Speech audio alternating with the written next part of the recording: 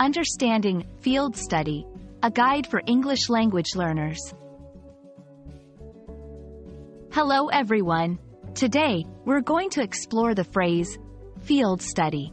This term is commonly used in education and research, and understanding it can really enhance your English skills, especially if you're interested in academics or science.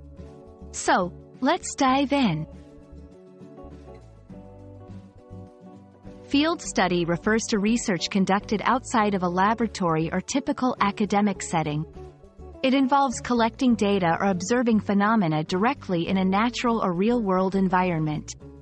This method is popular in subjects like biology, anthropology, and sociology.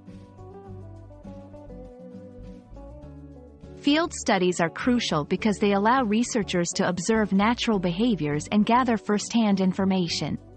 This type of research provides valuable insights that cannot be obtained in a controlled lab setting. It's also essential for studying environmental and social interactions in their true context. To clarify, let's look at some examples. A biologist observing wildlife behavior in a rainforest. An anthropologist living within a remote community to understand their culture. Environmental scientists measuring air quality in different urban areas. These are all instances of field studies where the researchers are in the field. If you're considering conducting a field study, it involves several steps. 1. Define your research question. Clearly identify what you want to study. 2. Plan your methodology. Decide how you will collect and analyze data. 3. Gather your data. This is the hands-on part, where you collect information in the field.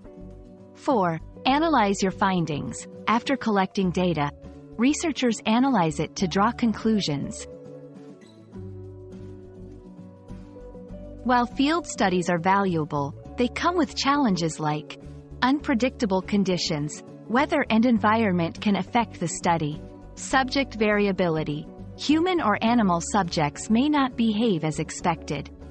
Data complexity. Real-world data can be more complex and harder to analyze. I hope this video has helped you understand what a field study is and why it's important in research. Whether you're a student, a budding researcher, or just curious about the English language, knowing these terms can be incredibly useful. Thanks for watching, and see you in the next video.